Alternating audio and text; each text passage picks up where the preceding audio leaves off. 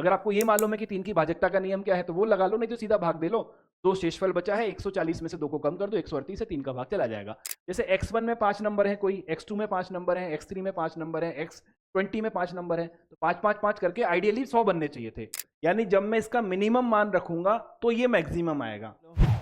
हाँ जी, नमस्कार विद्यार्थियों, स्वागत है आप सभी का ESL परिवार की इस लेटेस्ट क्लास में। आज की इस क्लास में हम समुच्चय से जुड़े हुए कुछ एक PYQs करेंगे जो कि काफ़ी अच्छे लेवल के हैं। तो एक बार मुझे ये बता दो कि ऑडियो वीडियो परफेक्ट है। जो बच्चे क्वांटस से जुड़े हैं वो अपना हाथ खड़ा कर सकते हैं कि सर आवाज़ अच्छे से सुनाई और दिखाई दे रही है। दो बच्चे एप्लीकेशन के थ्रू जुड़े हैं वो मुझे कॉमेंट करके बता सकते हैं कि ऑल इज़ गुड।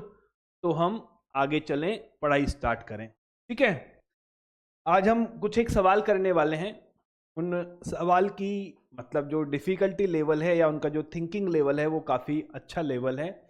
अब जो बच्चे जस्ट अभी अभी 11th क्लास में आए हैं वो शायद पहली बार ऐसी प्रॉब्लम के साथ में एनकाउंटर करेंगे, पर कोई बात नहीं। जनरली क्या होता है, थोड़े समय के बाद ऐसे क्वेश्चंस आपको करने को मिलते हैं, पर अब ऐसा संयोग बना कि आपको जल्दी मिल गए, तो ऐसा डरने वाली कोई बात नहीं है। जब थोड़ा सा समय गुजरेगा, यानी आगे आने वाले करीब 1 से 1.5 महीने बाद जब हम इस तरह के क्वेश्चन रोजाना सॉल्व करेंगे तो ये सब चीज़ें आपको नॉर्मल लगने लग जाएंगी, है ना।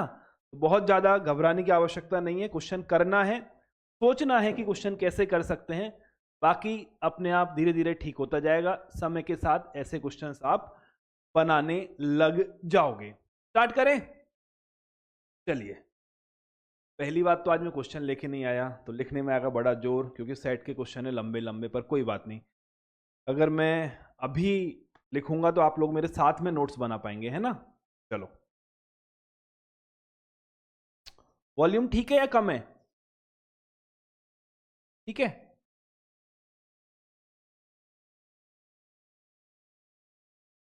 कल भी काफी सारे क्वेश्चन किए थे ना हम लोगों ने।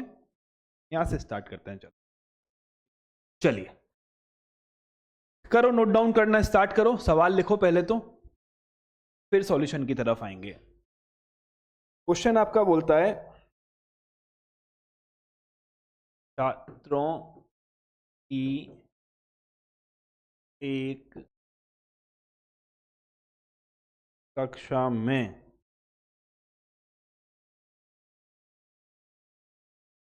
जिनका क्रमांक 1 से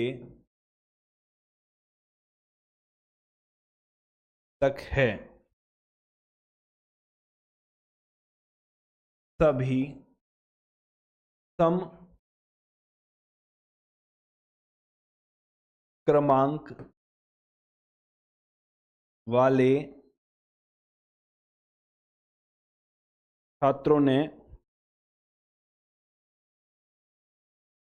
गणित कोर्स चुना है।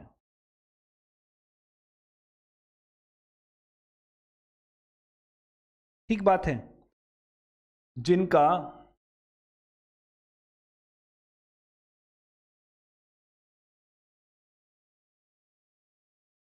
क्रमांक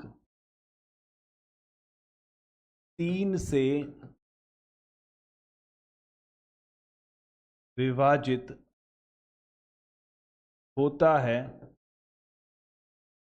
उन्होंने फिजिक्स चुना है।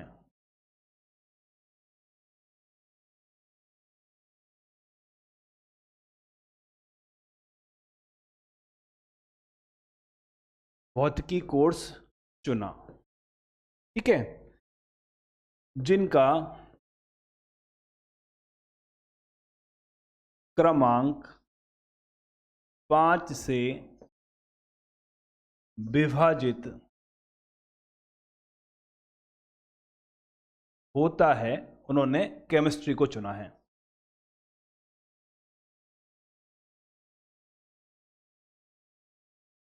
रसायन विज्ञान चुना, कोर्स चुना है।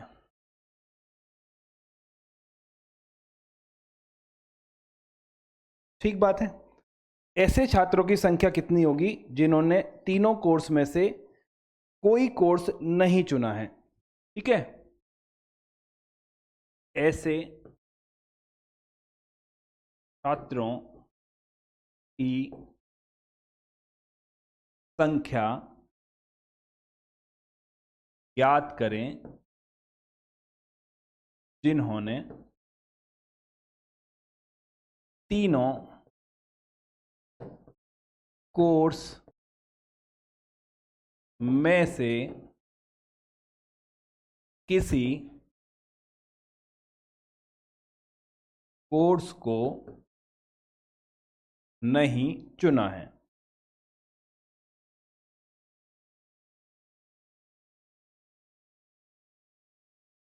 सवाल हमसे पूछा गया था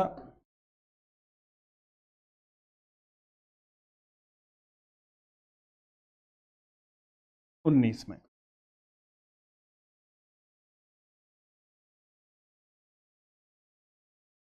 ठीक बात है, क्लियर है? क्या है सवाल? एक क्लास है, एक क्लास में 140 बच्चे हैं जिनको 1 से लेकर 140 तक के रोल नंबर अलॉट किए गए हैं। जिनका रोल नंबर सम है, उन्होंने किसको चुन लिया? मैथमेटिक्स को चुन लिया। जिनके रोल नंबर में 3 का भाग जाता है उन्होंने फिजिक्स को चुना है, और जिनके रोल नंबर में 5 का भाग जाता है उन्होंने केमिस्ट्री को चुना है। तो आपको ये बताना है ऐसे बच्चे कितने हैं जिन्होंने 3 में से किसी भी सब्जेक्ट को नहीं चुना है। ठीक है, थोड़ा दिमाग लगाओ, थोड़ी देर ट्राई करो, फिर मैं क्वेश्चन सॉल्व कराऊंगा। कम से कम 2 मिनट सवाल पे लगाना। और पेन, मतलब सवाल लगाने का मतलब होता है हम पेन उठाते हैं, पेन से कुछ लिखने की कोशिश करते हैं कि क्या आ रहा है ना? सिर्फ मेरी शक्ल देखने से काम नहीं चलेगा, तो सवाल बनाना।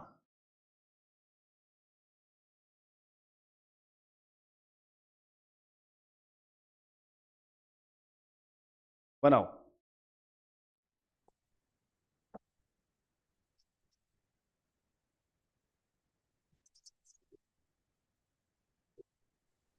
सर 38। गुड। किसने दिया आंसर? अनु धाकड़ है कहाँ पे? अनु धाकड़ पहले मुझे बता। 38 अरे इधर ऐसे हाथ कर, नजर नहीं आ रही ये नहीं सर। इधर। ठीक है, ठीक है, परफेक्ट है। अच्छा, अटल से, ओके। बनाए, अब कोशिश करें बनाने की। समझो मेरी बात, अब क्या हुआ है, बहुत मतलब बेसिक सी बात है।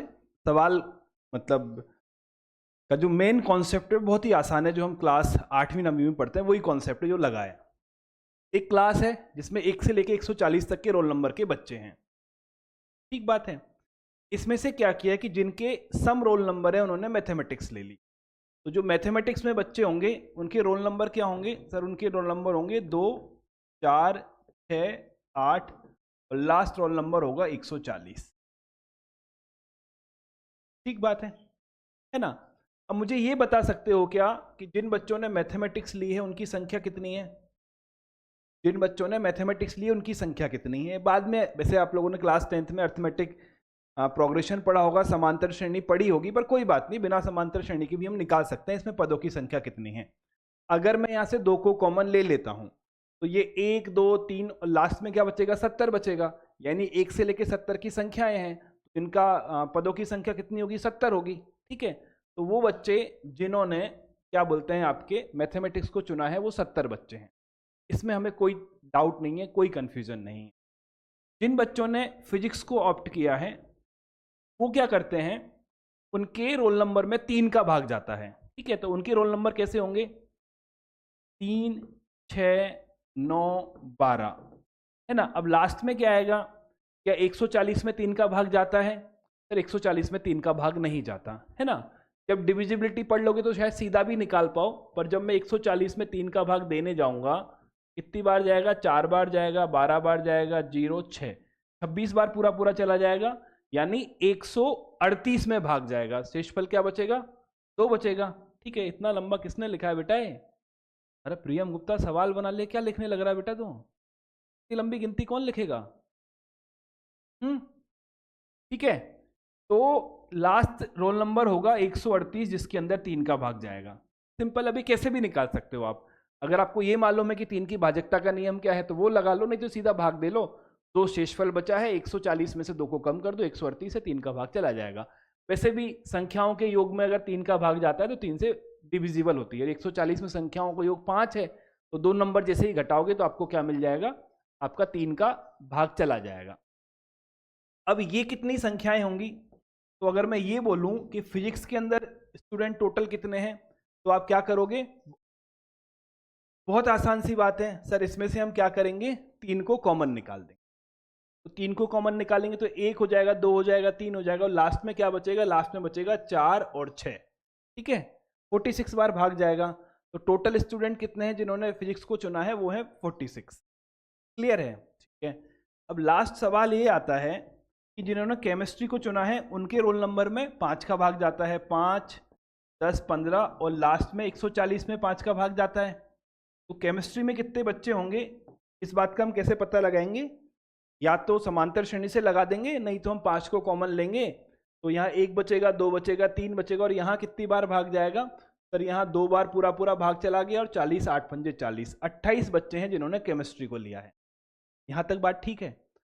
अब सवाल ये है, ये बोलता है कि ऐसे छात्रों की संख्या बताओ जिन्होंने तीनों में से कोई भी कोर्स नहीं लिया है।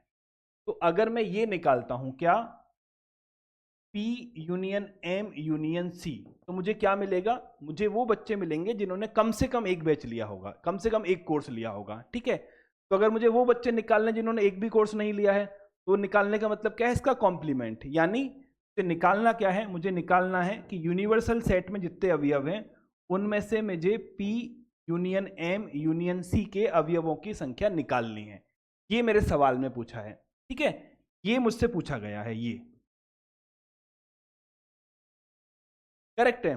तो U में तो कितने हैं, 140 बच्चे हैं, ये बात तो तय है। इसके अंदर कितने बच्चे हैं, अगर मैं ये निकाल पाऊंगा तो मेरा सवाल सॉल्व हो जाएगा, यानी मुझे M union P union C का मान निकालना है। ठीक है, अब इसका अगर मैं मान निकालना चाहूं, किसका, P union M union C, तो इसमें क्या आएगा सर, P के अवयव, M के अवयव, C के अवयव, फिर 2 को माइनस करेंगे, यानी M यूनियन C। अब देखो, सॉरी, ये जो इंटरसेक्शन है मैं इसको सीधा MC लिख सकता हूं, है ना। ये अगर कहीं ऐसा लिखा मिले ना PC, इसका मतलब है P इंटरसेक्शन C है, करेक्ट है। थोड़ा सा समय बच जाएगा हमारा, तो यहां हम क्या करेंगे, यहां हम करेंगे, हम मैथमेटिक्स और केमिस्ट्री के कॉमन हटा देंगे, हम मैथमेटिक्स और फिजिक्स के कॉमन हटा देंगे, और हम फिजिक्स और केमिस्ट्री के बच्चों को कॉमन हटा देंगे, और फिर जो तीनों के कॉमन हैं उनको जोड़ देंगे, यानी PMC, फिजिक्स मैथमेटिक्स केमिस्ट्री तीनों का इंटरसेक्शन को जोड़ देंगे। ठीक है, ये इन्फॉर्मेशन मेरे पास है, ये इन्फॉर्मेशन मेरे पास है, ये इन्फॉर्मेशन मेरे पास है, ये नहीं है, ये नहीं है, ये नहीं है, ये नहीं है, इनके मान मुझे निकालने हैं। क्लियर कहानी है? तो मुझे क्या बताना है, मुझे ये बताना है कि जिन बच्चों ने मैथमेटिक्स भी ली है और केमिस्ट्री भी ली है, या जिन बच्चों ने मैथमेटिक्स भी ली है और फिजिक्स भी ली है, जिसको मैंने MP लिखा है, उन बच्चों के रोल नंबर क्या रहे होंगे जिन्होंने मैथमेटिक्स को भी चुना है और फिजिक्स को भी चुना है। सर मैथमेटिक्स में 2 का भाग जाता है, और केमिस्ट्री के अंदर कौन है, या सॉरी फिजिक्स के अंदर कौन है जिनमें 3 का भाग जाता है, तो मैथमेटिक्स बच्चे वो लेंगे जो सम है, यानी जिनमें 2 का भाग जाता है। फिजिक्स वो बच्चे लेंगे जिनके अंदर, जिनके रोल नंबर में 3 का भाग जाता है। तो वो बच्चे जो मैथमेटिक्स और फिजिक्स दोनों लेंगे, उनके रोल नंबर में किसका भाग जाना चाहिए, वो होगा 2 और 3 का LCM। बात समझ आई? 2 और 3 का LCM क्या है, 6, यानी ऐसी संख्याएं कौन कौन सी, 6, 18, है ना, 6, 12, 18, 24, ये सभी वो संख्या हैं जिनमें 2 का भाग भी जाता है और 3 का भाग भी जाता है। 2 के भाग का मतलब मैथमेटिक्स ले लिया है, और 3 के भाग का मतलब है कि उसने फिजिक्स ले लिया है। क्लियर बात है? टोटल कितने होंगे सर, 140 में जब मैं 6 का भाग लगाऊंगा मुझे क्या मिलेगा, 140 में जब मैं 6 का भाग लगाऊंगा तो 2 बार जाएगा 12, ये 2 0, 6 3 18, 23 बार पूरा पूरा चला जाएगा, है ना, 23 बार पूरा पूरा चला जाएगा, यानी number of element in MP का मान कितना होगा, 23। ये बात कुछ कुछ हमारे समझ आई? आई समझ? ठीक है, एक बार और ट्राई करते हैं। वो बच्चे जिन्होंने मैथमेटिक्स भी ली है और केमिस्ट्री भी ली है, तो ये कौन से होंगे सर, मैथमेटिक्स वालों में 2 का भाग जाता है, केमिस्ट्री वालों में आपका किसका जाता है, 5 का भाग जाता है। तो ऐसे बच्चे जिनके रोल नंबर में 2 का भाग भी जाता है और 5 का भाग भी जाता है, यानी 2 और 5 का एलसीएम यानी कि 10। तो जिनके रोल नंबर 10 के गुणज होंगे उनमें 2 का भी भाग जाएगा, 5 का भी भाग जाएगा, जैसे कि 10 आ जाएगा, 20 आ जाएगा, 30 आ जाएगा, लास्ट में 140 आ जाएगा। तो ये कितने बच्चे होंगे जिन्होंने मैथमेटिक्स और केमिस्ट्री दोनों लिया है? ये 14 बच्चे होंगे। ठीक बात है, यहां तक हम बात समझ पा रहे हैं। तो अब ये बताओ मुझे कि फिजिक्स और केमिस्ट्री लेने वाले बच्चे कितने होंगे? सर फिजिक्स में 3 का भाग है और केमिस्ट्री में 5 का भाग है, यानी जिनमें 15 का भाग जाएगा वो फिजिक्स भी लेंगे केमिस्ट्री भी लेंगे। तो 15 का भाग जाने का मतलब क्या है? 15, 30, 45 और लास्ट में 135, यानी कितने कितने बच्चे इसमें आए? सर इसके अंदर टोटल 9 बच्चे आ गए, है ना? कितने बच्चे आए? सर इसके अंदर टोटल 9 बच्चे आ गए। तो ये इंफॉर्मेशन भी मेरे पास आ चुकी है। अब मुझे क्या चाहिए?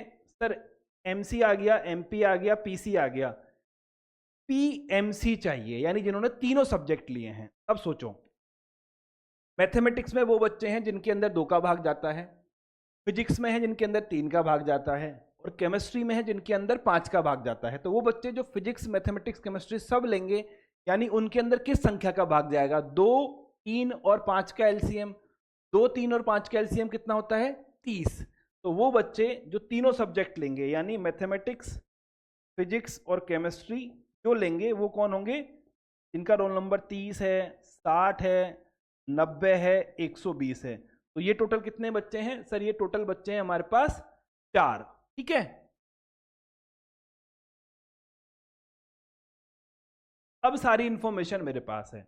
अब ये वैल्यूज जब मैं पुट करूंगा मुझे क्या मिलेगा? मुझे P या मुझे P union M union C का मान मिल जाएगा। ये मान क्या आया? Sir P union M union C का मान होगा। फिजिक्स पढ़ने वाले बच्चे कितने हैं? 70। मैथमेटिक्स पढ़ने वाले लिख लो तीनों को, 70 + 46 + 28। आगे पीछे से क्या ही फर्क पड़ना है, ये तीनों जोड़ने हैं। फिर ये तीनों माइनस होने हैं, माइनस का 23, माइनस का 14, माइनस का 9, और फिर ये 4 को ऐड होना है। क्लियरिटी है? करो सॉल्व, निकालो इसकी वैल्यू कितनी आती है। सर इसको अगर मैं -5 कर देता हूं तो 19, 9, 2, 3, 4, 42 को घटाना है, और ये कितना हो गया? 14। 14 का मतलब 1, 6 और 7 13 और 14, ठीक है, 102। 102 बच्चे हैं जिन्होंने या तो फिजिक्स लिया है, या मैथमेटिक्स लिया है, या केमिस्ट्री लिया है। तो वो बच्चे कितने हैं जिन्होंने कुछ भी नहीं लिया है? एक भी कोर्स ना लेने वाले छात्र। सर 140 टोटल हैं, 102 हैं जिन्होंने कम से कम एक लिया है, तो टोटल 38 ऐसे बचेंगे जिन्होंने कुछ नहीं लिया है। तो मेरा आंसर क्या निकलेगा? 38। Any doubt? कॉन्सेप्ट एलसीएम क्या है जिसने काम किया है, बाकी कैलकुलेशन है तो थोड़ी फास्ट भी की जा सकती है अगर हमें समझ आ रहा है कि यहां पे एलसीएम काम कर रहा है। क्लियर?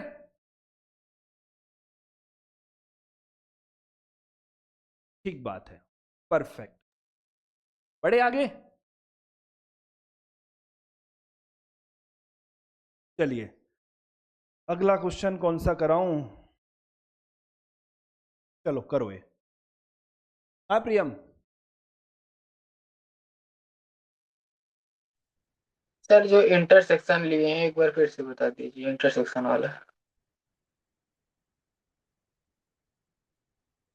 एक बात बता, जिन बच्चों के रोल नंबर 2 है, 4 है, 6 है, 8 है, वो मैथमेटिक्स पढ़ेंगे, ठीक है।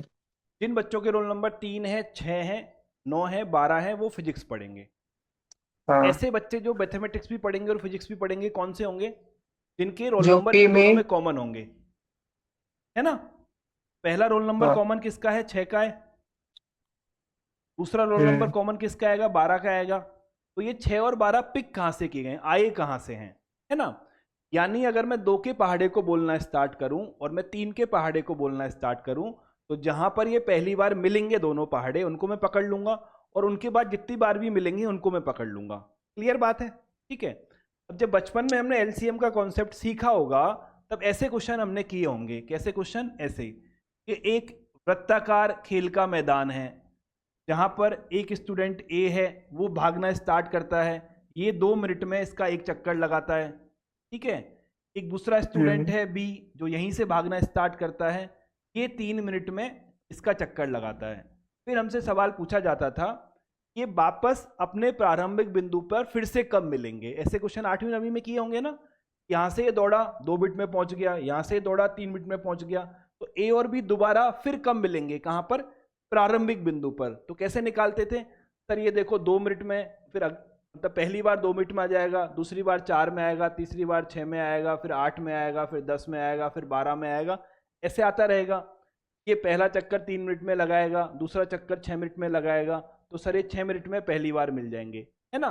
फिर थोड़ा हम और समझने लगे तो हमें समझ आ गया कि जब मैं एलसीएम निकालूंगा किसका? 2 और 3 का, वो सभी संख्याएं मिलेंगी जो 2 और 3 से बड़ी हैं, जहां पर 2 और 3 के मल्टीपल पहली बार मिले हैं, और उस इंटरवल के बाद वापस से मिलना स्टार्ट कर देंगे। तो ये कब मिलेंगे सर? ये 6ठे मिनट में मिलेंगे, ये 12वें मिनट में मिलेंगे, ये 18वें मिनट में मिलेंगे। तो यही कॉन्सेप्ट है जो क्वेश्चन में लगा है। ठीक बात है। तो सेम क्या किया मैंने, जब मैं 2 और 3 का एलसीएम निकालता हूं तो 6 आता है, तो 6 के मल्टीपल वो हैं जो फिजिक्स केमिस्ट्री फिजिक्स और मैथमेटिक्स वाले हैं। ये 3 है, ये 5 है, इनका एलसीएम 15 आएगा। तो 15 के मल्टीपल वो होंगे जिन्होंने फिजिक्स और केमिस्ट्री दोनों ली होंगी। ठीक है। और इन दोनों का क्या है? 2 और 5, यानी एलसीएम 10 है, तो 10 के गुणज वो होंगे जिन्होंने मैथमेटिक्स और केमिस्ट्री दोनों ली होंगी। ठीक है।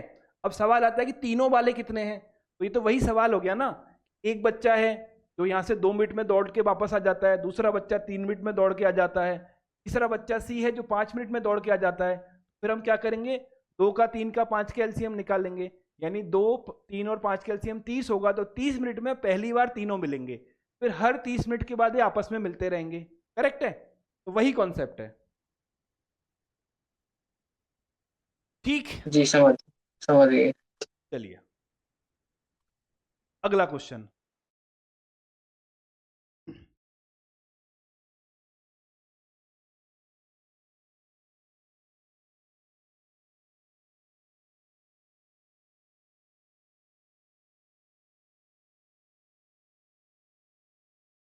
प्रत्येक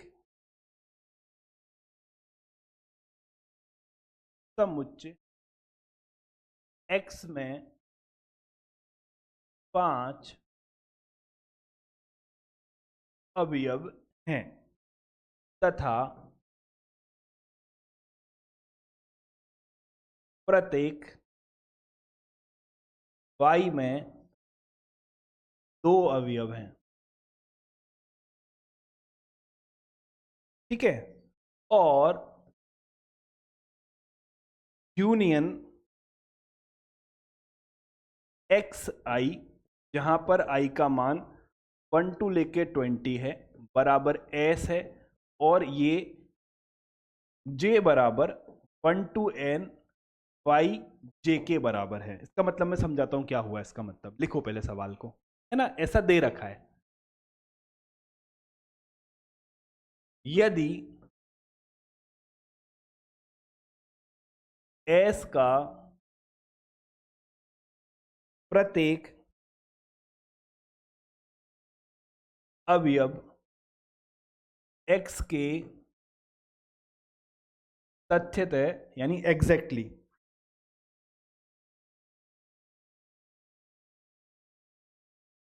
दस समुच्चयों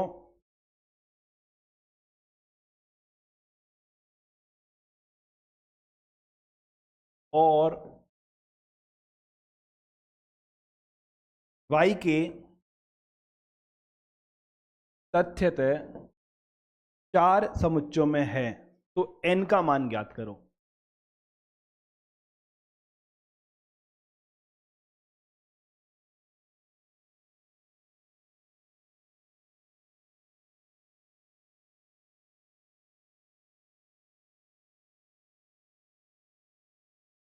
कब पूछा है?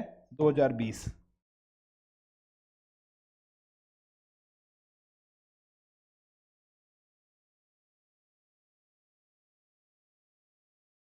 ये है हमारा सवाल। अब ये समझो कि यूनियन का मतलब क्या है। सवाल ये बोल रहा है कि हमारे पास कई सारे x नाम के समुच्चय हैं जो x1 x2 x3 ऐसे लिखे गए हैं, ठीक है। ये जो सिंबल है इसको हम यूनियन बोलते हैं। इसका मतलब ये होगा कि मैंने x1 x2 x3 सभी को एक जगह इकट्ठा कर दिया है। कितने x को लिया है? मैंने i बराबर 1 2 लेके 20 लिया है। तो इसका मतलब ये हुआ जो लिखा है, तब x1 union x2, x1 union x2 union x3 union union कब तक? 20 तक। यूनियन x20 की से एक नया समुच्चय s बना है, ठीक है, ये लिखा है। फिर मैंने क्या किया है, जो y है उनका भी यूनियन निकाला है, y1 union y2 union y3। कहां तक?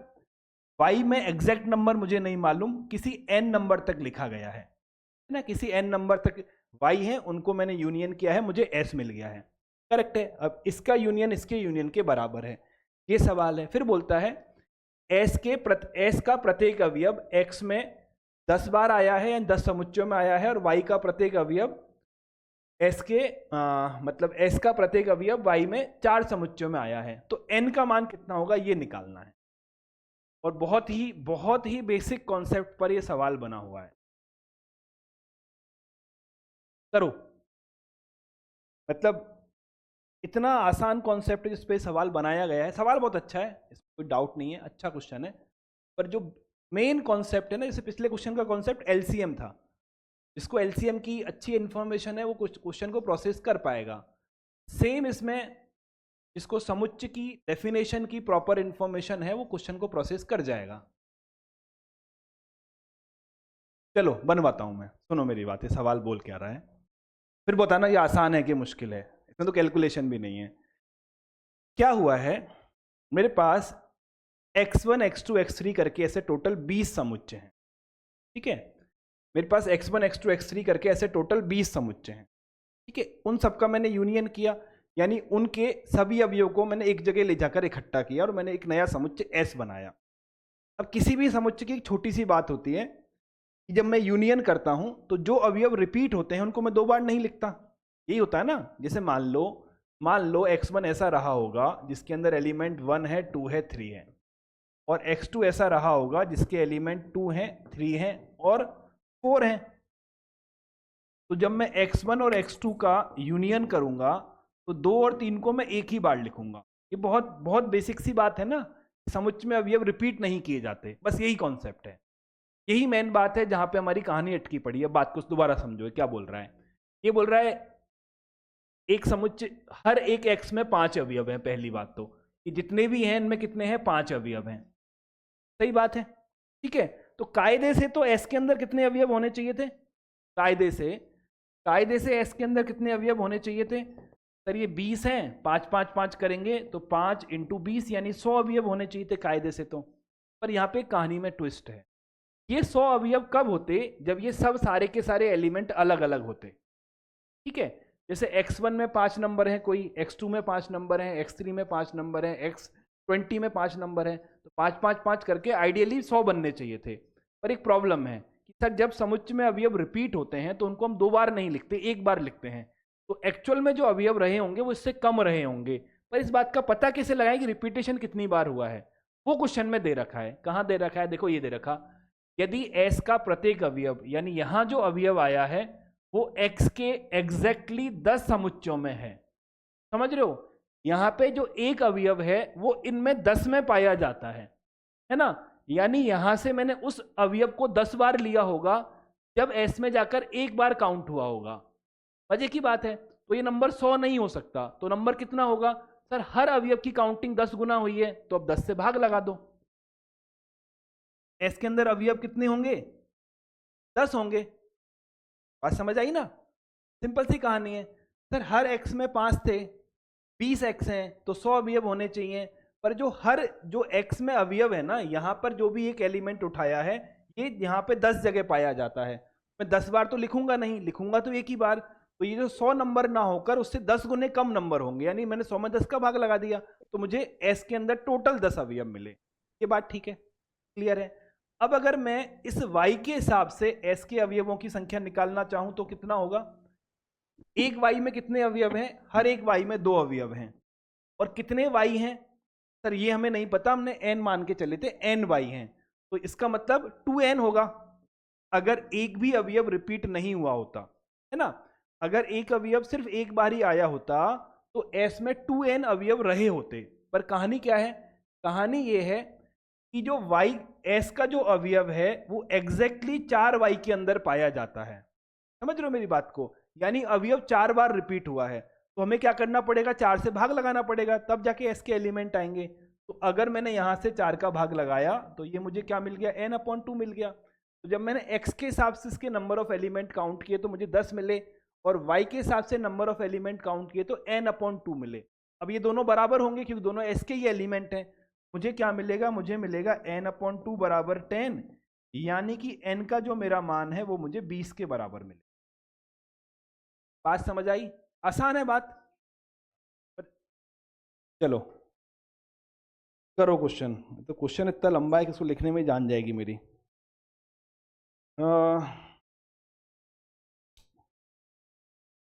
लिखना तो पड़ेगा पर लिख के लाना चाहिए था। एक विद्यालय के 220 छात्रों के सर्वेक्षण में क्या हुआ है?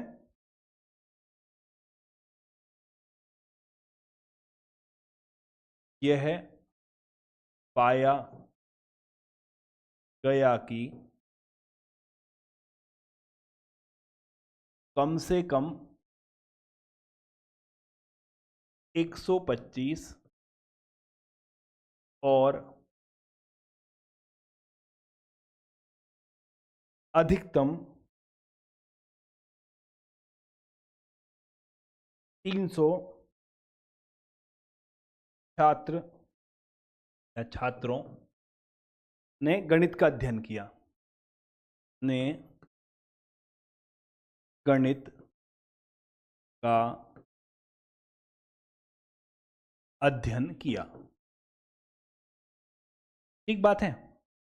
कम से कम 150 है, कम से कम 125 है और मैक्सिमम 130 है। ठीक बात है। फिर इसके बाद क्या है? फिर इसके बाद है कम से कम 85 और अधिकतम 95 ने भौतिकी का अध्ययन किया।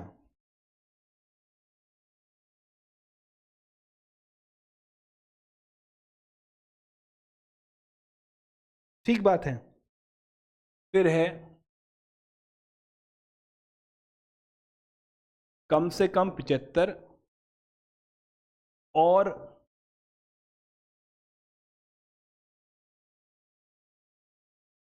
अधिकतम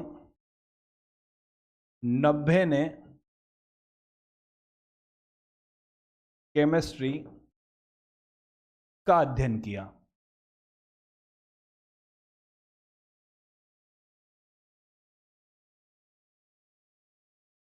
ठीक बात है।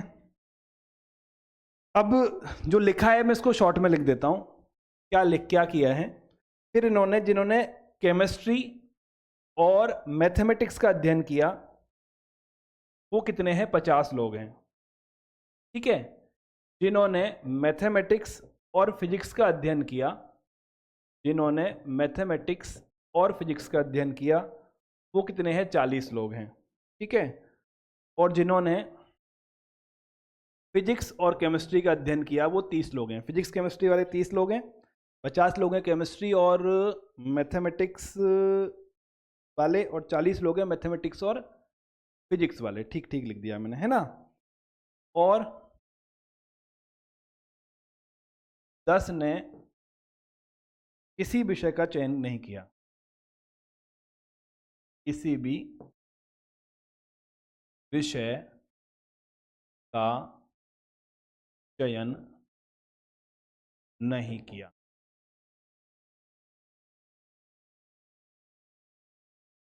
ठीक बात है। मान लीजिए कि तीनों सब्जेक्ट का अध्ययन करने वाले छात्रों की अधिकतम और न्यूनतम संख्या m और n है। मान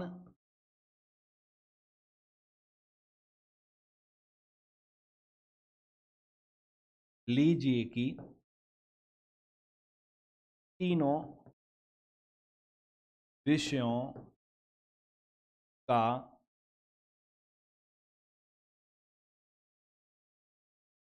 अध्ययन करने वाले छात्रों की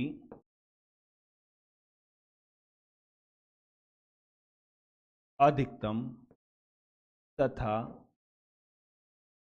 न्यूनतम संख्या m, n है, तब m + n का मान होगा। लिखते लिखते ही हाथ थक गया मेरा तो। JEE 2024 बनाइए, करो कोशिश।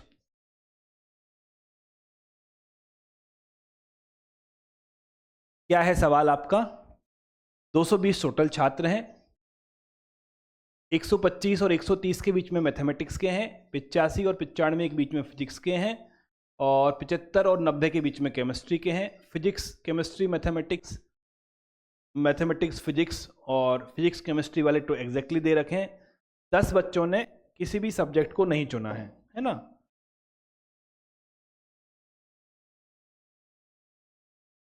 तो जिन्होंने तीनों को चुना है उनका मैक्सिमम मान m है, मिनिमम मान n है, तो m + n का मान कितना होगा? अच्छा सवाल है बहुत। गलती मतलब इसमें क्वेश्चन तो सॉल्व कर दोगे पर गलती होने की संभावना बहुत ज़्यादा है, और उसने ऑप्शन भी नहीं दिए, इंटीजर टाइप में दिया है। ऑप्शन से कई बार गलती पकड़ आ जाती है। करो।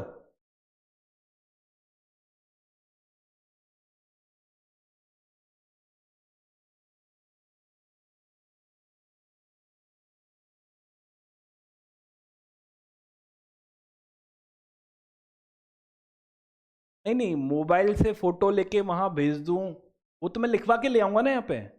मतलब मेरे पास तो क्वेश्चन लिखे हुए पड़े हैं, मैंने लिखा हुआ ले आऊंगा, पर उसमें प्रॉब्लम है। अगर मैं क्वेश्चन लिखा हुआ लाऊंगा तो आप लोग लिख नहीं पाओगे, फिर बोलोगे सर आप पढ़ते पढ़ते नोट्स नहीं बना पाए।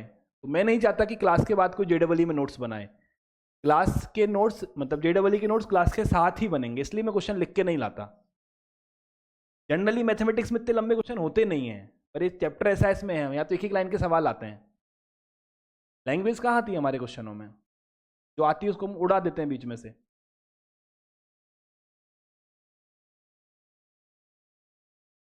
कौन है? धीरज पाल। धीरज, आपने कोशिश तो सही की है बेटा, पर आंसर गलत आ गया है ना? तो जो मैं बोल रहा था ना कि ये क्वेश्चन गलती करा सकता है, वो आपका आंसर जो है वो उस गलती के साथ आ गया। सोचो कि गलत क्यों है।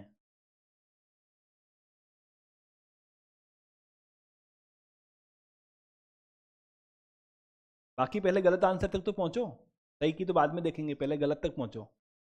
वो तो आसान है निकालना, निकल जाएगा, मतलब थोड़ा सा दिमाग लगाओगे पहुंच जाओगे वहां तक।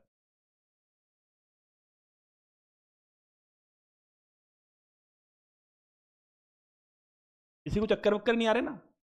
सब ठीक हो? बता देना मेरे को उसे चक्कर वक्कर आ रहे हैं, दिमाग घूम रहा है हमारा। और उसके बाद भी मैं ऐसा कुछ नहीं करूंगा कि चीज़ें आसान हो जाएंगी। हाँ, ये ज़रूर है कि ये क्वेश्चन मतलब बेसिकली जनरली हम पहले बेसिक मैथमेटिक्स पढ़ते हैं जिसमें हम 20-25 दिन का टाइम लगाते हैं, तब तक हम थोड़ा मैच्योर हो जाते हैं। तो फिर हम क्या करते हैं कि फिर हम JEE की तरफ, तब क्वेश्चन तो तब भी नया ही लगेगा, पर ऐसे कुछ एक क्वेश्चन हमने बनाए होते हैं। इस बार क्या हुआ कि मैंने पहले NCERT की सेट पढ़ा दिया।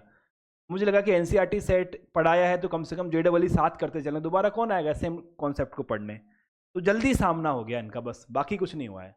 कोई बात नहीं, जिनका जल्दी सामना होता है उनके दिल गुर्दे मजबूत हो जाते हैं, बाद में काम आएगा मेरे वो। जब लॉग वॉग पढ़ाऊंगा मैं तो तुम लोग हिलोगे नहीं। हेलो। बोलिए। 60 सर? गड़बड़ सर है। 60? 60 तक पहुंचे हो वो बात अच्छी बात है, आपने अच्छा ही मेहनत की है, पर 60 में प्रॉब्लम है। एक प्रॉब्लम को पहचानो कि गड़बड़ कहाँ हो गई। कैलकुलेशन सब कुछ सही किया आपने, आपको मतलब आंसर आना भी 60 ही चाहिए था, पर सवाल JEE का था, वो थोड़ी सी मक्कारी कर गया हमारे साथ। करूं? समय वैसे भी खत्म होने वाला है। Hello sir. Hmm, hello. 380 sir आया है। क्या 380। 380? अरे 220 तो टोटल बच्चे हैं, पगला हो गया क्या? कैसी बातें कर रहा है?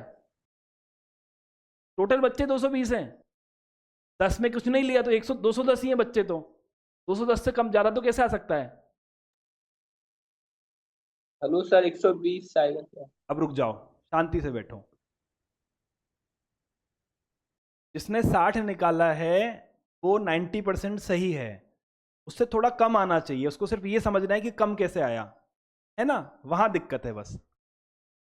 चलिए सर, तो बात कुछ ऐसी है कि देखो 210 में से 220 में से 10 ने कुछ नहीं लिया है, तो जो मेरे ऐसे बच्चे हैं जिन्होंने या तो मैथमेटिक्स ली है या फिजिक्स ली है या केमिस्ट्री ली है, वो कितने हैं?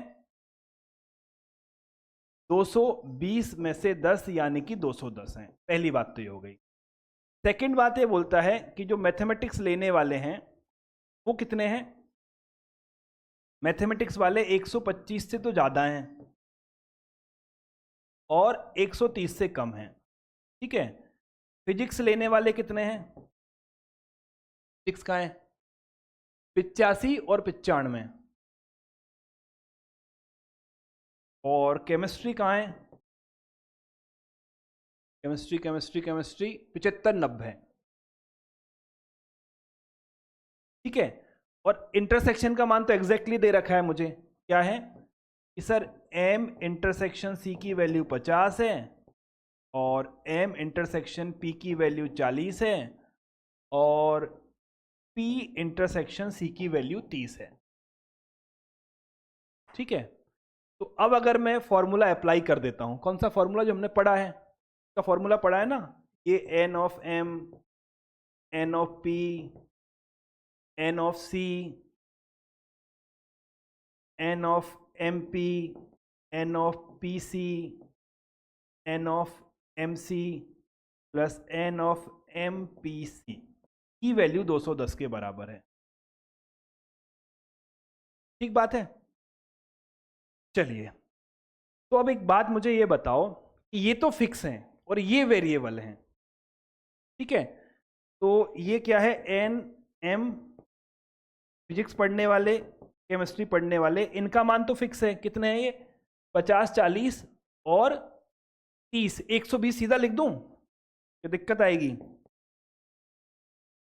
50 40 30, और इसका मान तो निकालना ही है मुझे,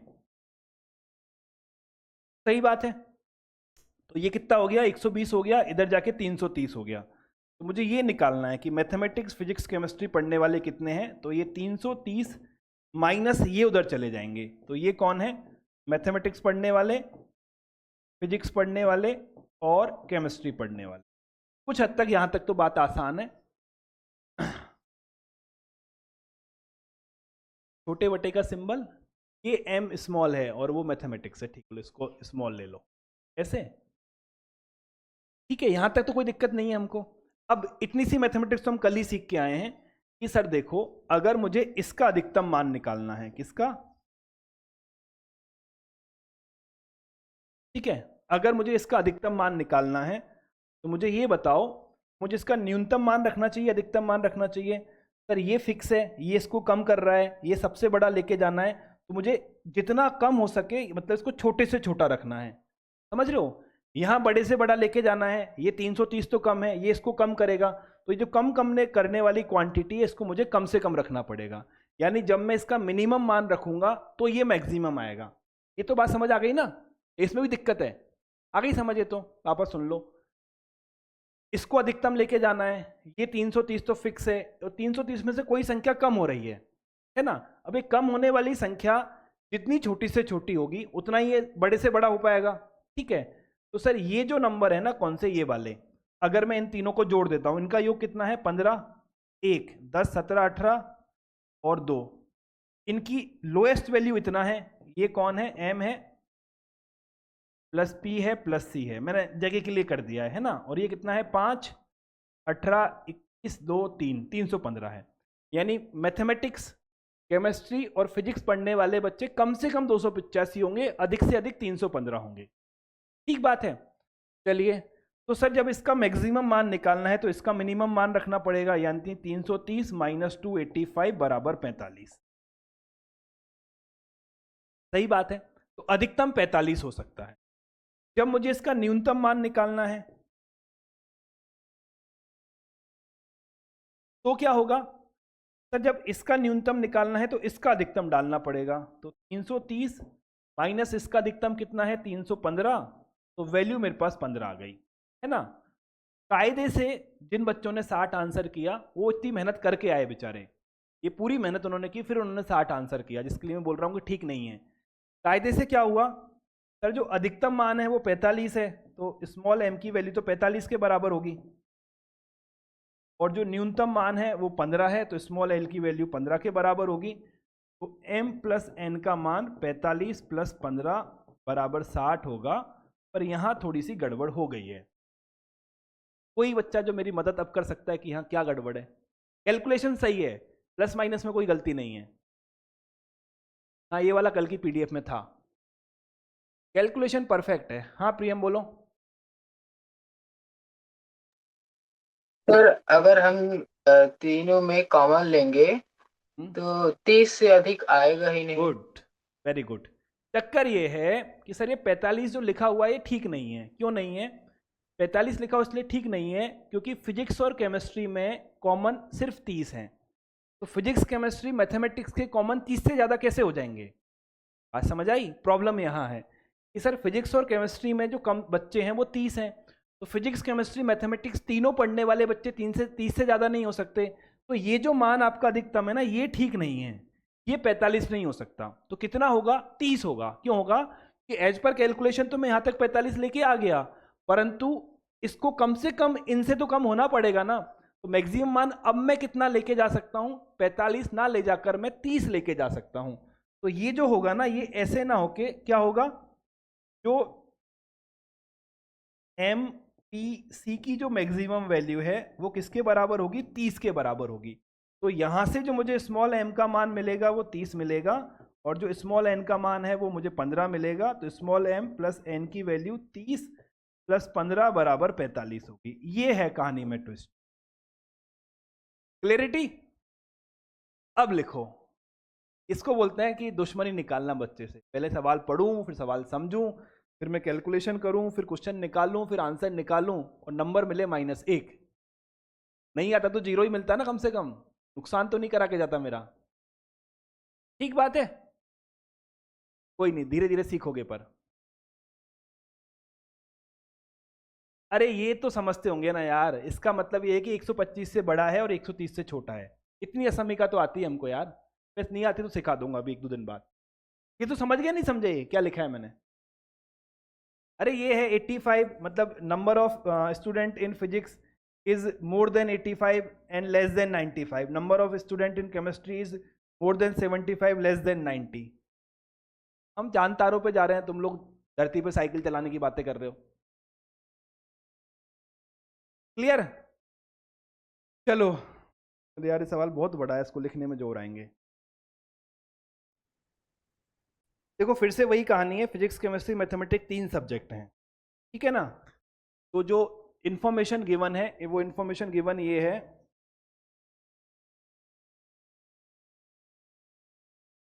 लिखना ही पड़ेगा।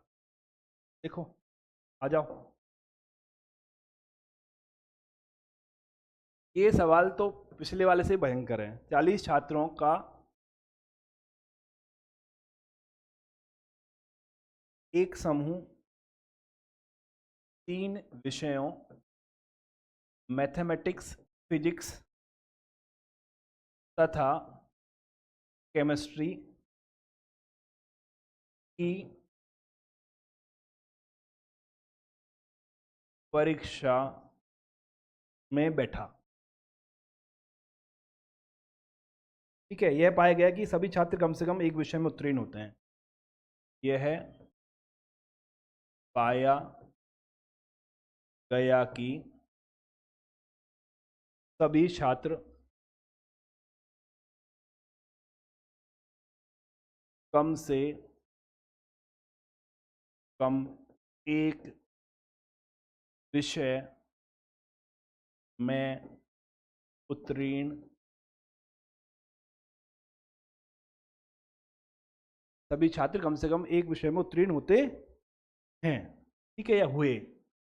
20 छात्र गणित में पास हुए हैं, जो गणित में पास होने वाले हैं वो 20 छात्र हैं, ठीक है। 25 छात्र जो हैं वो फिजिक्स में पास हुए हैं, तो फिजिक्स में पास होने वाले 25 छात्र हैं, और जो 16 बच्चे हैं वो केमिस्ट्री में पास हुए हैं, यानी केमिस्ट्री में पास होने वाले 16 बच्चे हैं, ठीक है। अब कहानी में यहाँ से ट्विस्ट है कि अधिक से अधिक 11 छात्र गणित, ठीक है, तथा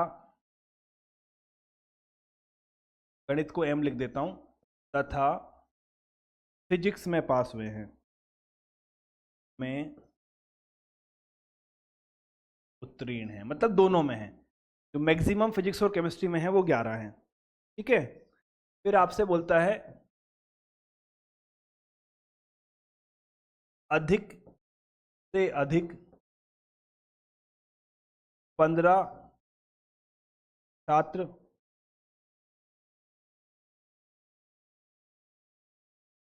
फिजिक्स और केमिस्ट्री दोनों में पास हैं, ठीक बात है। फिर है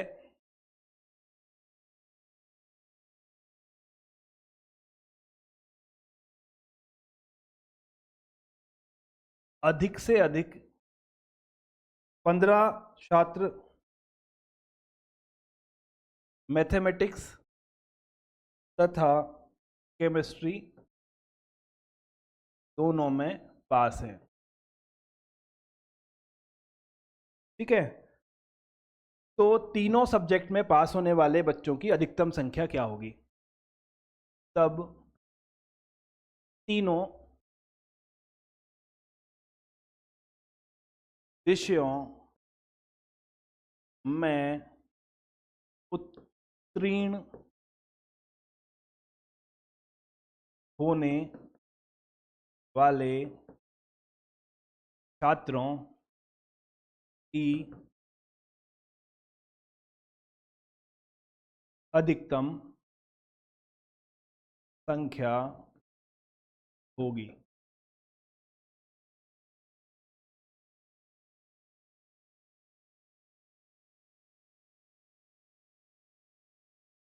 बनाओ।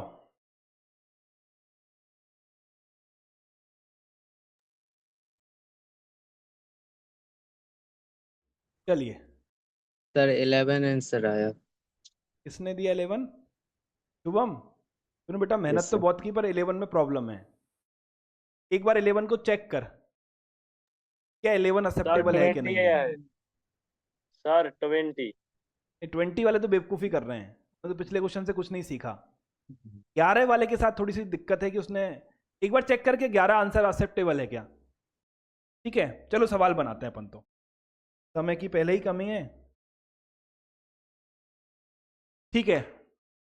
40 छात्र हैं और कम से कम एक पास हुआ है, तो यानी कि number of student in mathematics union physics union chemistry बराबर 40, ठीक है। जिन्होंने मैथमेटिक्स में पास हुए हैं वो हैं हमारे 20, जो फिजिक्स में पास हुए हैं वो है हमारे 25, और जो आपके केमिस्ट्री में पास हुए हैं वो हैं आपके 16, ठीक बात है। अधिक से अधिक जो बच्चे मैथमेटिक्स और फिजिक्स में पास होंगे वो 11 हैं, ठीक है। अधिक से अधिक वो बच्चे जो आपके फिजिक्स और केमिस्ट्री में पास होंगे वो 15 हैं, और अधिक से अधिक वो बच्चे जो कि आपके मैथमेटिक्स और केमिस्ट्री में पास होंगे वो भी 15 हैं, ठीक है ना। तो उन बच्चों की संख्या जो तीनों में पास हुए हैं, मैथमेटिक्स में भी, फिजिक्स में भी और केमिस्ट्री में है, वो हमें निकालनी है, वो भी मैक्सिमम मान निकालना है, करेक्ट है। तो अगर मैं क्वेश्चन को सॉल्व करना स्टार्ट करूं यहां से, और मैंने लिखा number of student of M P and C minus M P minus M C minus P C plus M P C. बेटा चुप हो जा, बराबर 40 है। ठीक है, म्यूट कर ले बेटा, बराबर 40 है। तो फिजिक्स केमिस्ट्री मैथमेटिक्स पढ़ने वाले बच्चे तो ये रहे 45 और 6 51 और 61। ठीक कहानी है। तो ये तो कितने हैं, 61 लोग हैं, वैल्यू पुट कर दी। और इसकी वैल्यू मुझे नहीं मालूम, एग्जैक्टली नहीं मालूम। हेलो बेटा सर, मैं 9 म्यूट आ कर रहा दूंगा है सबको अगर ये हरकतें चलती रही तो। जब क्वेश्चन सॉल्व कर दूं शांति से बैठा रहा करो। ठीक बात है। ये आ गया, प्लस वो बच्चे आ गए जिन्होंने तीनों को सॉल्व किया है। करेक्ट है। तो जिन्होंने तीनों में पास हुए हैं वो कितने हो गए अब सर? जिन्होंने तीनों में पास किया है वो बच्चे हो गए हैं। इसको उधर भेजूंगा तो ये तो माइनस का 20 हो जाएगा, यानी ये रह गया।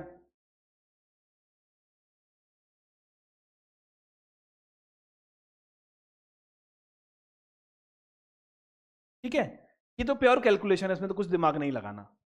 अब कहानी क्या है, मुझे इसका अधिकतम मान लेके आना है, तो मतलब इसका अधिकतम मान लेना पड़ेगा। इसका अधिकतम मान कितना है? 15 15 30 और 41 है। इसका अधिकतम मान कितना है? ये मैंने कुछ गड़बड़ की है, 61 था, ये 61 था, 21 होगा।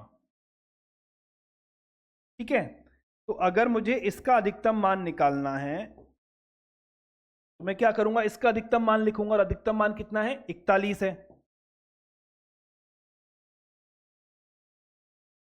यानी 20 आना चाहिए answer. As per mathematical calculation क्या आना चाहिए? जिन्होंने मैथमेटिक्स फिजिक्स केमिस्ट्री तीनों को पास किया है वो बच्चे 20 है, ये मेरी मैथमेटिकल कैलकुलेशन बोलती है। पर सर इस कैलकुलेशन का तो मैं कुछ नहीं कर सकता। क्या नहीं कर सकता? इसलिए नहीं कर सर सकता, हमने बनाया तो था सर, 20 आ गया था मेरा। पिटेगा मेरे से अब। जब बोला है मैं सवाल करा रहा हूं तो शांति से बैठ जाया करो। ठीक है, क्लियर है। एज पर मैथमेटिकल कैलकुलेशन मेरी क्या बोलती है कि 20 होना चाहिए, पर कॉमन सेंस क्या बोलता है? ये आंसर बिल्कुल गलत है। क्यों गलत है सर? देखो, मैथमेटिक्स और फिजिक्स पढ़ने वाले 11 हैं, मैथमेटिक्स और फिजिक्स और केमिस्ट्री पढ़ने वाले 15 हैं, मैथमेटिक्स और केमिस्ट्री पढ़ने वाले 15 हैं। तो ये किसी भी हालत में 11 से ज़्यादा नहीं हो सकता, है ना। जब 2 सब्जेक्ट पढ़ने वाले 11 लोग हैं तो इन 11 से ज़्यादा 3 सब्जेक्ट पढ़ने वाले नहीं हो सकते। तो ये आंसर तो इनकरेक्ट है, ये आंसर तो इनकरेक्ट है। ठीक कहानी है। अब मेरे आंसर क्या हो सकते हैं? मेरे आंसर हो सकते हैं, क्या हो सकते हैं? मेरे आंसर ऐसे हो सकते हैं, 11 आ सकता है, 10 आ सकता है, 9 आ सकता है, 8 आ सकता है, 7 आ सकता है। इनमें से कोई आंसर हो सकता है। क्लियरिटी है? ठीक है। अब प्रॉब्लम क्या है, एक बार मैं 11 वैल्यू पुट करके देखता हूं कि मेरा आंसर आता क्या है। सिंपल है, मैं 11 अगर वैल्यू पुट करके देखता हूं तो मैं ये देखता हूं कि अगर 11 मान है तो मेरा जो क्वेश्चन है वो बनेगा कैसा। इसके लिए मुझे थोड़ी सी जगह चाहिए। मैंने बनाया वेन डायग्राम।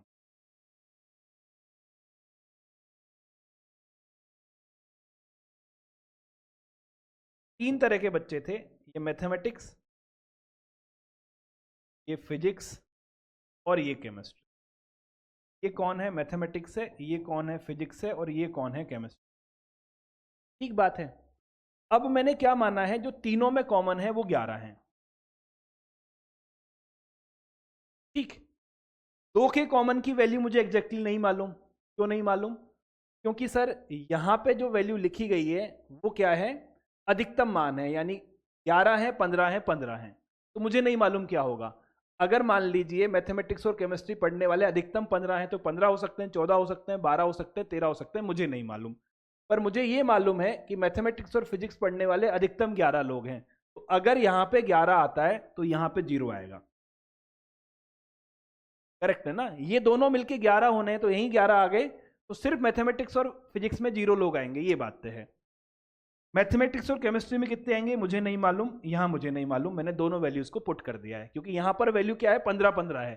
तो यहाँ पे 4 भी आ सकता है, 3 भी आ सकता है, 2 भी आ सकता है, 1 भी आ सकता है, 4 3 2 1 0 कुछ भी आ सकता है। ठीक है, सर मैथमेटिक्स में कितने लोग थे? 20 लोग थे, तो 20 में से 11 गए तो 9 बचे, तो यहाँ पे 9 माइनस एक्स लोग बचेंगे।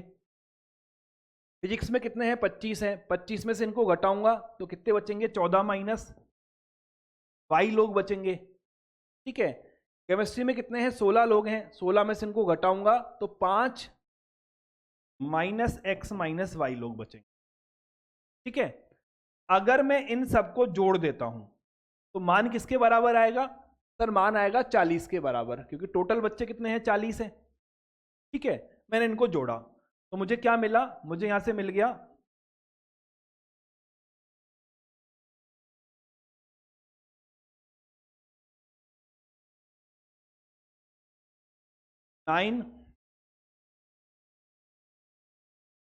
9 minus x plus 14 minus y plus x plus y plus 11 plus 5 minus x minus y, इसकी वैल्यू 40 के बराबर आनी चाहिए। देखो सर, एक एक्स से एक एक्स कैंसिल, एक वाई से एक वाई कैंसिल, तो ये कितना बचा?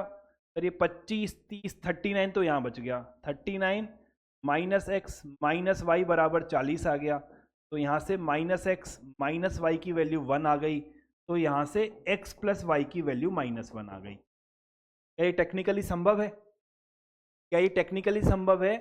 ऐसे बच्चे जिन्होंने सिर्फ मैथमेटिक्स और केमिस्ट्री पढ़ी है और ऐसे बच्चे जिन्होंने सिर्फ और सिर्फ फिजिक्स और केमिस्ट्री पढ़ी है, उनको जोड़ू और वैल्यू -1 आ जाए। 0 आए तो बात समझ में आती है, 1 आए बात समझ में आए, 2 आए बात समझ, -1 नहीं हो सकती। तो इसका मतलब क्या हो गया? ये नॉट पॉसिबल है।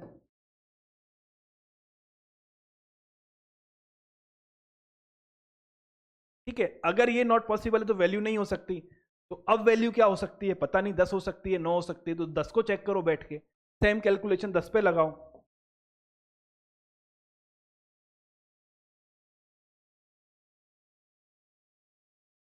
ठीक है, फिर से 3 सेट बनाए मैंने। कुछ ज्यादा अच्छा सवाल था, मतलब इसमें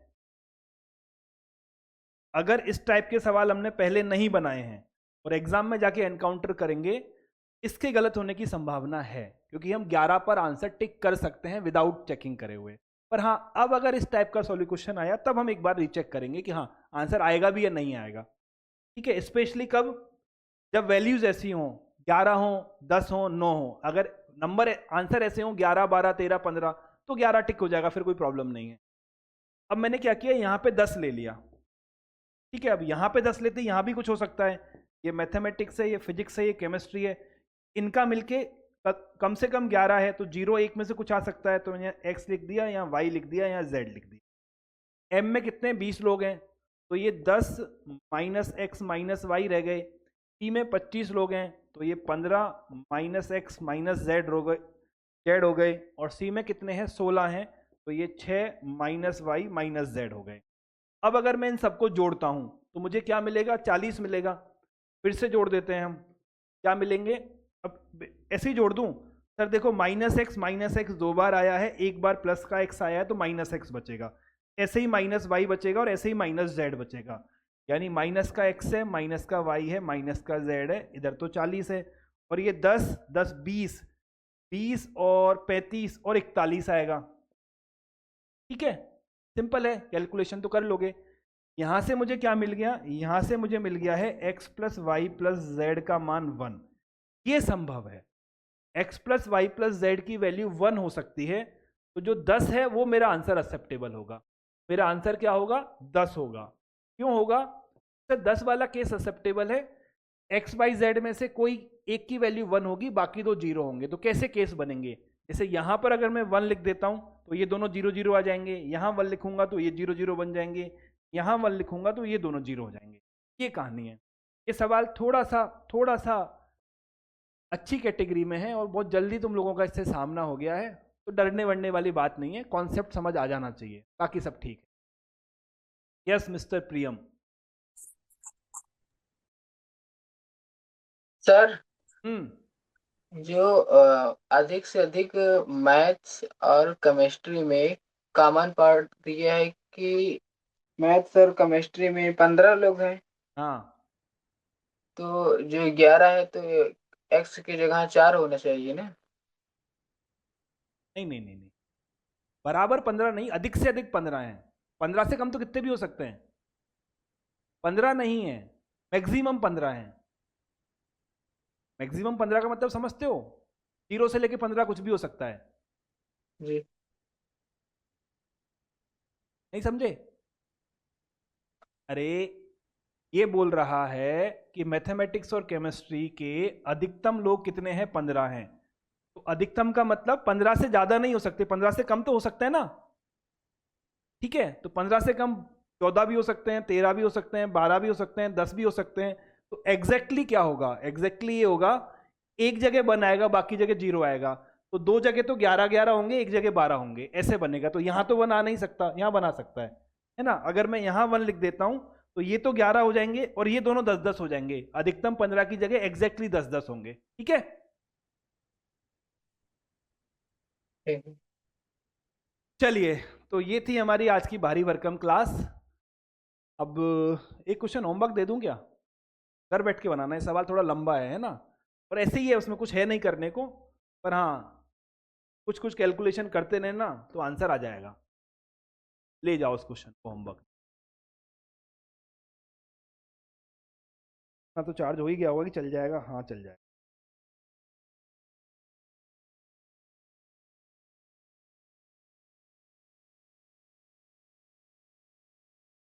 क्वेश्चन लिख दूं इंग्लिश में? द नंबर ऑफ एलिमेंट्स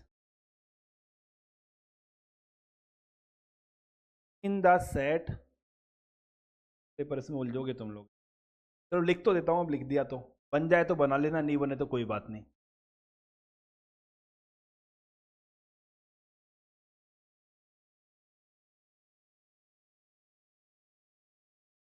ये पूर्णांक है, ये जो जेड लिखा है ना मैंने ऐसे क्रॉस करके, इसका मतलब इंटीजर है ना?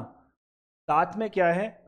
x + 2y + 3z बराबर 42 है, और x, y, z 0 पॉजिटिव है, 0 के बराबर है या 0 से बड़ा है।